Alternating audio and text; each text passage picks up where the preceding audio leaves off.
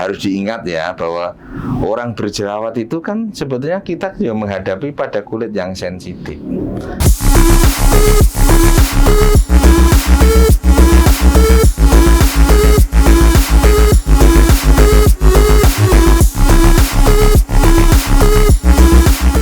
Assalamualaikum warahmatullahi wabarakatuh. Waalaikumsalam warahmatullahi wabarakatuh, Pak Dokter. Selamat jumpa Mbak Ayul. Iya. Sobat Dermukutan PSI, saya selalu mengucapkan salam sehat kepada sobat yang berada jauh dari saya, terutama yang saat ini sedang iseng-iseng membuka medsos dari kejauhan. Walaupun jauh tetap dekat di hati. Saya mau berusaha menempel saudara. Wong Jawa ngarani sih yen ora kenal ya ora sayang, ya Bu. Iya.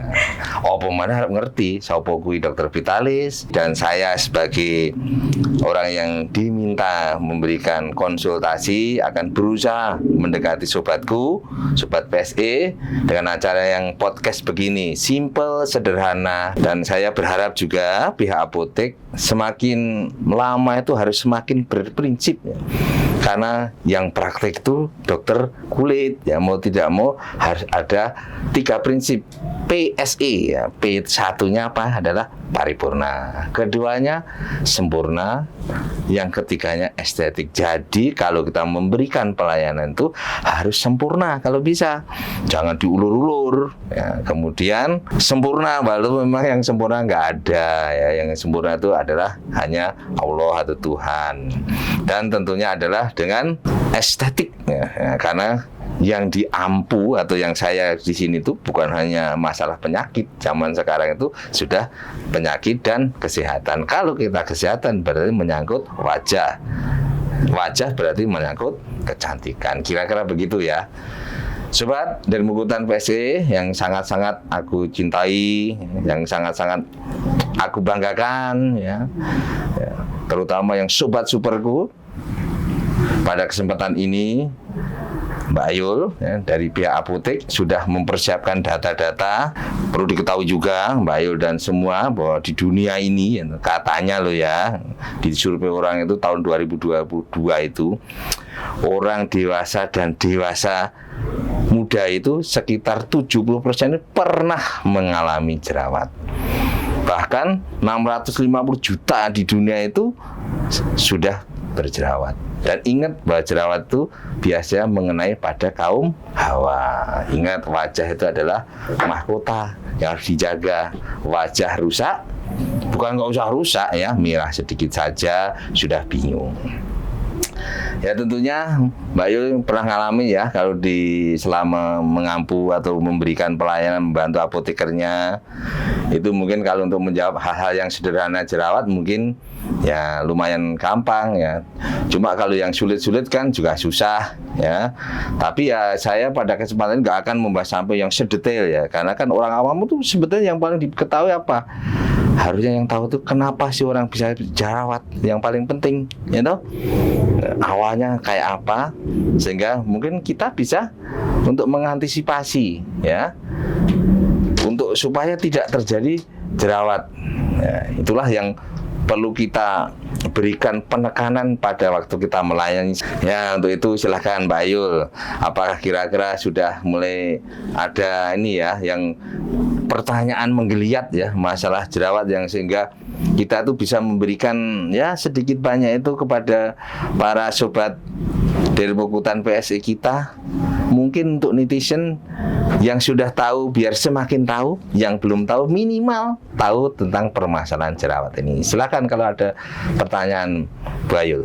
Iya Pak Dokter, ini kan banyak yang menanyakan kenapa sih kita bisa berjerawat. Soalnya kan banyak juga pasien-pasien atau orang-orang yang sudah pada enget tentang jerawat itu karena apa? Karena hormon, karena makanan berlemak. Mungkin dokter bisa menjelaskan sedikit lebih sederhana. Jadi kalau kita mau mengetahui ya masalah jerawat ya Mbak Ayul ya, sebetulnya tuh orang awam tuh gini ya. Jerawat itu kan orang awam tuh udah hampir pada tahu ya semuanya itu mungkin hormonal. Dok, jerawat saya itu hormonal atau tidak? Jerawat saya itu karena makanan tidak. Kalau saya tuh pakai versi yang lain. Jadi sampai saat ini yang dianut ya, mungkin pada Sobat Kuder Mukutan, bahwa kalau kita itu menghadapi jerawat itu ibaratnya itu kita itu kayak naik bis, kita tuh berlomba-lomba dengan Pak Sopir. Nah, Pak Sopir itu hormon, tugasnya kita itu mengerem Pak Sopir. Hormonnya tuh direm, kalau dihentikan nggak bisa. Ya, sehingga kita nggak akan sampai terminal jerawat. Nah, itu memang tugas dari seorang dokter bisa menjelaskan kayak ini, dan pasien juga harus benar-benar bisa naik bis sampai itu lambat saja. Jadi selalu menjauh. Kalau bisa itu targetnya itu harusnya 5 jam sampai terminal jerawat, itu kenanya itu 20 jam, makin lama 30 jam. Ya, artinya bahwa sopir itu berpengaruh ya. Kalau sopirnya kita rem syukur berhenti, hormonnya kita rem berhenti, jerawat akan berhenti. Yang lainnya itu sebetulnya faktor-faktor yang mendukung. Ya, jadi itu ya yang harus kita lihat ya. Makanya ya hampir semua jerawat itu hormon. Ini kalau kita berbicara jerawat yang umum atau common acne. Ya, jadi tugas kita itu supaya Pak sopirnya itu tidak ngebut, hormonnya nggak ngebut. Salah satunya yang paling penting adalah jaga supaya kita itu punya ini ya, punya kemampuan ngatur tidur. Nah, tidur itu ada 2. Kalau dua-duanya tercapai bagus, kualitas dan kuantitas. Kadang-kadang kita hanya melihat yang kuantitas, 6 jam tidur, waduh ya. Coba Mbak Ayu kalau pulang di apotek PSC pulang jam berapa, belum kalau punya anak istri gimana, jam berapa itu ya, nggak bisa, kadang-kadang nggak tercapai. Makanya harus dikejar yang kualitas. Mau tidur tuh hilangkan permasalahan, tidur nyenyak, bangun tidur fresh, itu termasuk statement dari rekan sejawat saya, dokter jiwa, memberikan ini loh ukuran ke orang sehat itu bangun tidur tuh fresh, jerawat akan menurun. Ya, problem juga gitu kan, akhirnya kualitas. Problem itu langsung ke hormon, langsung ke kualitas. Menstruasi, nggak ada orang menstruasi yang seneng. Wong namanya orang itu kalau suruh milih menstruasi ditunda kok, ya toh. Nah, menstruasi itu bukan mesti ada gejolak 1-2, ya 1-2 jerawat. Ingat ya, nanti itu adalah hormon itu karena dia problem kecil jerawat memicu. Sebetulnya kalau dibiarkan 2-3 maksimal seminggu hilang, tapi orang insecure, cewek pacarnya bilang kok merah sedikit, bingung, gitu. Akhirnya tambah banyak ya. Itu yang utamanya dari faktor yang harus kita kontrol, yang merupakan pemeran utama. Kalau FTP itu ya aktor utama lah, kalau sopir itu ya, kalau anggota itu ya sopir itu ya. Baru kita mikirkan yang faktor-faktor lain yang dari luar. Ya, dari luar itu contohnya ya, misalnya orang naik motor, anak muda nggak pakai helm, jagoan. Bisa dilihat itu ada partikel debu, misalnya berapa 0, berapa mili dengan kecepatan 40 masuk di porinya, nyempel, nggak dibersihkan di rumah, bisa dibayangkan memacu pembentukan komedo, insecure jadi begitu. Ya. Kemudian di dalam sendiri biasanya itu bahwa orang itu ternyata ada bakterinya yang dulu itu namanya P. acnes ya, sekarang itu sudah mulai dengan kita harus lebih ngeh namanya C. acnes ya, karena sudah diperbarui ya. Nah itu berperan juga, dan tiap orang tuh beda-beda. Makanya ada orang yang kena jerawat itu tuh awalnya komedo, tahu-tahu ada yang merah, ini ya peran bakteri ini ada. Dulu hanya masalah produksi saja, produksi yang minyak ya toh. Sehingga wah pokoknya dihentikan hormonnya. Sekarang aja ada tambahan lagi, perbedaan komposisi.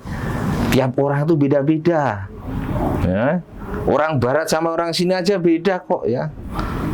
Itu pernah saya baca itu orang barat itu malah dia keterkaitan dengan masalah susu. Ternyata orang kita enggak. Sementara dokter, Dik minum susu, kasihan dong ya. Minum susu enak. Orang sini punya data enggak jerawat, untuk jerawatnya repot. Dan yang paling penting itu bahwa jerawat itu adalah yang paling penting wanita itu selalu bahwa jerawat itu terkait dengan gejala sisa atau mungkin komplikasi. Jadi kalau semakin dia tuh memerah, semakin komplikasi. Itu yang perlu ditekankan, sehingga kalau sudah nggak bisa ngobatin sendiri dengan obat luar, secepatnya, karena ketika kita masuk dengan komplikasi beda lagi nanti ya. Itulah yang kira-kira perlu diketahui ya. Jadi pertama itu kita harus bisa mengerem pak sopirnya, yaitu adalah hormonnya. Itu baru faktor lain. Jangan para ibu-ibu itu yang disenengin, pokoknya jangan makan ini, jangan makan, tapi anaknya tidur masih pakai handphone di kamarnya sampai jam 12, tugas-tugas belum diselesaikan, ya nggak akan mungkin bisa tercapai tujuannya untuk mengendalikan jerawat atau mencegah supaya nggak muncul jerawat. Ingat bahwa jerawat itu bukan hanya produksi saja, karena hormon itu punya pasangan, kayak suami istri. Hormon itu punya reseptor. Orang punya jerawat itu diasumsikan reseptornya itu banyak sisa, sehingga dia masih bisa memacu terus. Bagaimana kita itu harus supaya dia tidak tambah banyak, sehingga reseptornya itu walaupun ada nggak ada. Kalau orang yang sudah reseptornya sama, mau apapun nggak ada, lewat saja hormonnya ya, itu. Oke, ada lagi nggak kira-kira jelas belum? Jelas Pak Dokter. Oke ya. Ini Pak Dokter, banyak juga yang menanyakan kapan sih harusnya kita berobat ke dokter. Soalnya kan dari sobat Dermokutan PSE juga bingung, soalnya terlalu banyak pilihan, kayak sekarang juga kan skincare banyak. Ya ini ya, jadi memang kalau kita kapan berobat itu ya sebetulnya itu wong dokter kulit pun ya nggak boleh memaksa kok. Ya tuh? Ya kamu ini ya, kalau itu semua waduh senang sekali nanti dokternya. Masa saya giring orangnya ini ya. Tapi kita harus tahu ya bahwa jerawat itu ya sebetulnya kalau kita harus, orang awam harus punya prinsip. Jerawat itu harus, kalau wong Jawa ngarani ilmu titen ya. Iki itu sebetulnya itu jerawat karena penyakit atau jerawat karena hanya hormonal yang sederhana. Misalnya orang menstruasi itu kan ya lonjakan dikit lah, 1-2 pimpel, komedo itu ya santai lah ya, sisbro ya, santai sisbro ya, nanti kan hilang sendiri ya, beberapa hari hilang sendiri. Tapi ya kalau sudah beberapa hari nggak hilang, ya hati-hati, karena itu tadi insecure-nya itu berlanjut. Kalau tidak diobatin, akhirnya akan muncul baru. Ya, makanya ya sebetulnya kalau orang wong Jawa ya, karena saya kebetulan wong Jawa itu ilmu titen. Sehingga sebetulnya itu saya itu bakat tidak. Kalau bakat itu ada masalah sedikit sudah muncul. Dan itu cepat sekali. Kalau itu ya mestinya kalau sudah agak tanda membaik ya cepat-cepat untuk dilakukan pengobatan, kontrol ke dokter. Entah dia dokter umum dulu tatarannya, nggak mampu baru ke dokter spesialis. Ya, tapi harus diingat ya bahwa orang berjerawat itu kan sebetulnya kita juga menghadapi pada kulit yang sensitif. Kalau kita tidak lihat langsung itu sulit ya, kecuali kalau online-nya itu orang sudah pernah berobat, contohnya ya kayak customer kita ya, customernya Dokter Vitalis kebetulan di apotek PSE sudah biasa. Tentunya kita sudah ada rekamnya, dan rekamnya itu ada perbaikan ini ya nggak masalah ya, ada apa tuh review dari obatnya nggak masalah. Nah, itu tadi ya, prinsipnya itu ya, berikan yang terbaik ya, paripurna sempurna ya. Kalau toh nanti dia tidak ke kita ya, moga-moga ke dokter lain lebih baik. Tapi ya sulitnya itu ya, karena antara yang dipakai itu antara bisa menimbulkan jerawat, dalam arti kata bahwa sebagian produk-produk itu bisa memacu pembentukan jerawat, itu yang sulit. Dan itu kan tidak semua dilatih. Kayak misalnya Mbak Ayu pun mungkin saya yakin ya belum ngeh banget ya. Oh, namanya seorang tenaga kesehatan yang profesional kadang-kadang sudah tidak ini kok, tidak tahu kok ya. Dan anehnya itu tidak semua orang, yang misalnya saya ngasih ke pelembab ke orang itu menimbulkan jerawat, belum tentu orang itu tak kasihan yang lain, dia itu berjerawat. Itulah yang membuat pengobatan jerawat itu menjadi tantangan, ringan tantangan. Jangankan begitu ya, orang itu jangan menganggap enteng walaupun komedo, tapi kalau komedo terlalu banyak juga berat loh, ya. Nanti harus tahu kapan kita facial. Facial itu ada aturannya ternyata. Kapan? Nanti kita bahas ya masalah facial, sehingga nanti facial dikaitkan dengan pelayan di apotek PSE, ya. Itu mau kita berikan. Dan ingat ya, setelah pemakaian obat dari luar, itu obat dari luar tidak membaik, itu secepatnya harus kontrol. Ukurannya sebenarnya gampang kok ya.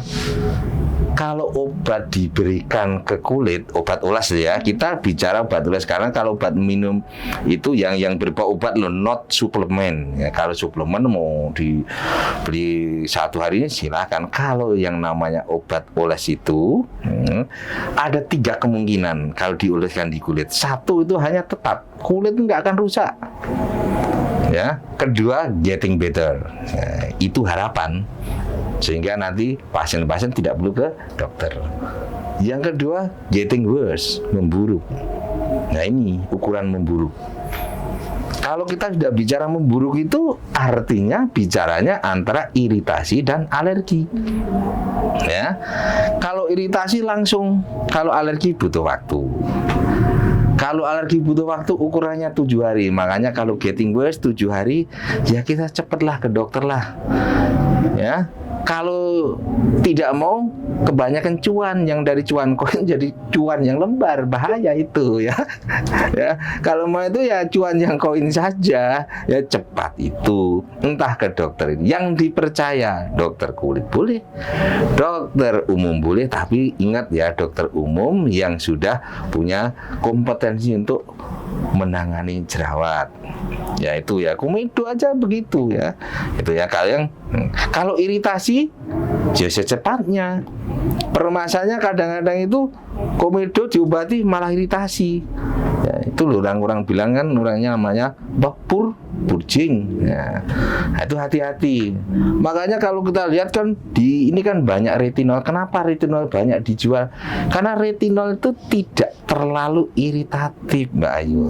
Ya, sehingga dia memang dijual di luar. Ya, itu sudah ini. Kalau dia iritatif nggak boleh. Ya, karena kalau syarat-syarat kita itu untuk memberikan obat, gitu, obat dijual di luar itu tidak boleh terjadi iritasi di kulit. Dan ingat, iritasi itu nggak pernah milih yang hijab kayak Mbak Ayul, termasuk dokternya pun nggak bisa. Itulah permasalahannya ya. Jadi kita nggak tahu ya, sehingga menurut saya kapan kita berobat itu satu ya, tetap ya, kalau era sekarang kan memang eranya ekonomi baru agak lesu, mall aja pada sepi ya. Ya kalau ada jerawat obatin dulu lah pakai obat biasa. Tapi itu tadi sulitnya untuk mengetahui bahan-bahan yang alergi itu ya, pelembabnya, belum nanti vitaminnya, itu bisa menimbulkan alergi atau malah justru memacu komedo. Itu hati-hati, makanya harus warning untuk akne ya, itu ya. Jadi setelah itu yang ringan-ringan ya, barulah kalau dia getting worse atau tetap tujuan mengobati kan ya baik. Kalau 7 hari tetap ya rugi dong, cuan kita hilang kan.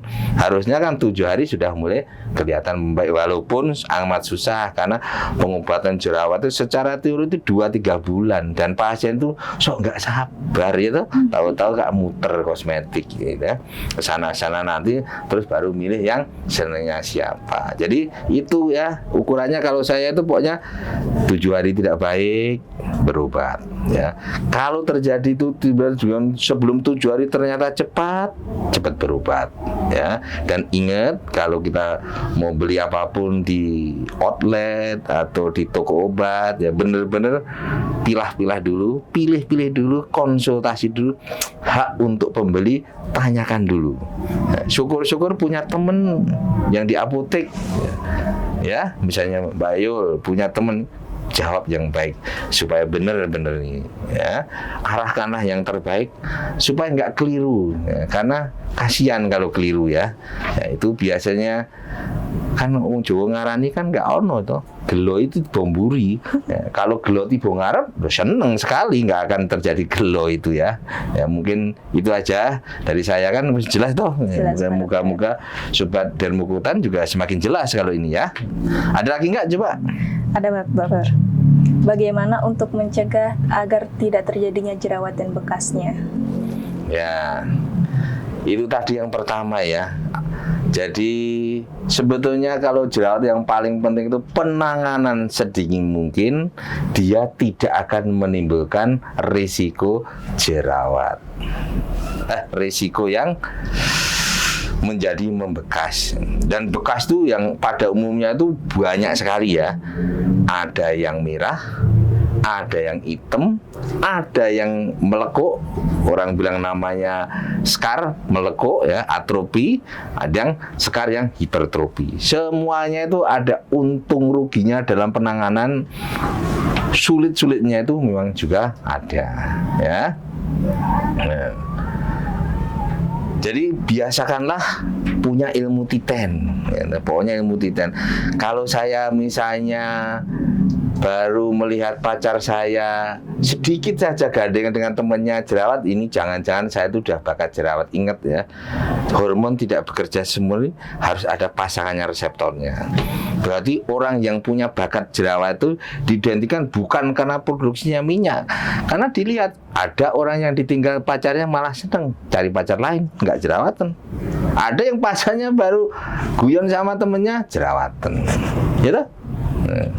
Ada yang istrinya itu baru ada yang suaminya baru ngobrol-ngobrol dengan teman sekantornya sudah bingung, istrinya jerawatan. Hati-hati, beda. Makanya ilmu titen itu penting, ya. Oh, ini saya punya bakat, berarti harus ini. Berarti harus komunikasi dulu, ya, sebelum kita memikirkan itu, ya. Karena kalau itu nanti nggak ada pemecahan yang awal, ya, akhirnya apa? Ya beruntun, ya. Corone wong itu kalau wis alergi bablas itu ya soal jero. Kalau misalnya alergi terus, ya repot. Kalau misalnya dia itu punya permasalahan itu tambah dalam, jerawatnya ya tambah berat. Komunikasi, ya. Jadi komunikasi pun sebenarnya secara tidak langsung sudah bisa ngobatin jerawat. Pacarnya ayem, suaminya ayem, istrinya ayem, jerawatnya cepat reda. Kemudian sebetulnya yang paling penting itu hindari produk-produk yang komedogenik, ya. Ya, produk komedogenik itu yang susah itu kalau yang obat yang oles, karena yaitu tadi komedogenik itu agak sedikit masuk ke alergi kulit, ya. Kalau alergi kulit itu kan tidak semua orang, ya. Jadi hanya orang tertentu yang terkena permasalahannya, ya, kalau alergi kulit itu. Ya, makanya belum tentu kalau misalnya Mbak Yul pakai pelembab merek A, itu alergi, atau mungkin dia komedogenik, itu orang itu belum tentu, ya. Karena tipe kulit orang itu beda-beda, dan tipe kulit orang itu nanti kalau dia dikenai obat dia akan berubah, akan beda. Makanya itu pun kan harus kita stressing di situ, ya. Itu, ya. Artinya kalau kita bisa stressing itu akan terkontrol, ya. Kemudian jangan lupa, ya, kita kan tadi tak ibaratkan kita tuh bareng naik bis dengan sopir, kita harus selalu ngerem sopirnya, diajak sopirnya itu direm terus, ya.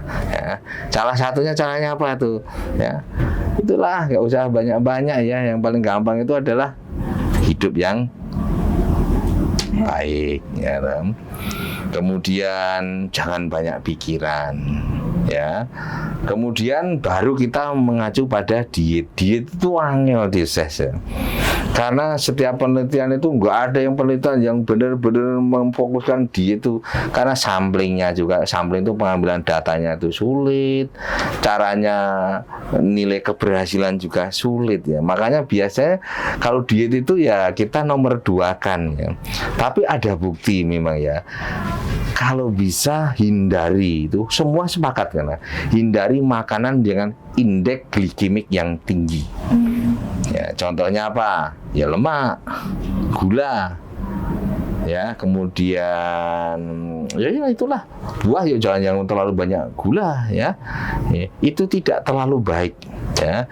Termasuk malah kayak apa itu ya, kayak minum-minum dengan kayak apa itu ya, kayak soda katanya. Tapi kalau di sini saya belum pernah mengalami ya orang karena minum soda itu mudah ini ya. Tapi yang indeks glikemik tinggi itu sepakat ya, orang Western, orang Barat sama orang Timur sepakat bahwa itu tuh sangat apa tuh yes kalau jawabannya dalam penelitian itu korelasi antara jerawat dan diet itu yes. Yang lainnya itu adalah ya masih di bawah yes ya. Kalau susu itu malah justru no kalau orang Indonesia bagian dunia bagian timur ya, termasuk kita kan orang timur ya, orang barat itu identik bule ya, kita itu yang hitam-hitam lah. Itu katanya itu menurut itu tidak baik. Makanya ya kita harus dalam pelayanannya di apotek pun harus jelaskan ya, jangan stres nggak apa-apa susu ya. Kadang-kadang ibu itu pengennya suruh nggak boleh susu ibunya ya, tapi ya kita nggak boleh dong kalau gitu ya, namanya nggak rasional kalau itu gitu. Nggak rasional ya. Kalau nggak ada data ya jangan ya. Kalau besok tuh makanya saya minta tolong ya, stressing kalau saya lupa pas pelayanan jangan sampai lupa ya. Itu ya indeks glukosa tinggi ya, nanti bisa kamu searching ya. Salah satu yang paling gampang adalah tinggi lemak, tinggi gula, karena itu punya jalur lewat jalur insulin ya. Dan itu ternyata kalau dia rendah itu juga baik, dan dia itu bukan hanya memacu jerawat. Kalau indeks glukosa tinggi itu bisa memperberat, tapi dengan catatan bahwa jerawat itu orang itu harus bakat. Kalau nggak bakat nggak akan muncul. Kita yang bicarakan itu dalam topik jerawat yang bukan penyakit loh. Nanti jangan dibandingkan kok itu orang penyakit. Kalau penyakit beda. Contohnya paling enak penyakit yang PCOS itu ya, polycystic ovarian syndrome itu beda. Ya. Dan jangan muncul lagi nanti kok ini kok hormon itu kok nggak muncul kumis ya Pak Dokter. Nanti ini belum ditanyakan kok nggak kumis. Enggak, ini hormonnya itu hormon sama tingkat di kelenjarnya saja. Jadi dia yang hanya ngatur kelenjar minyak ya.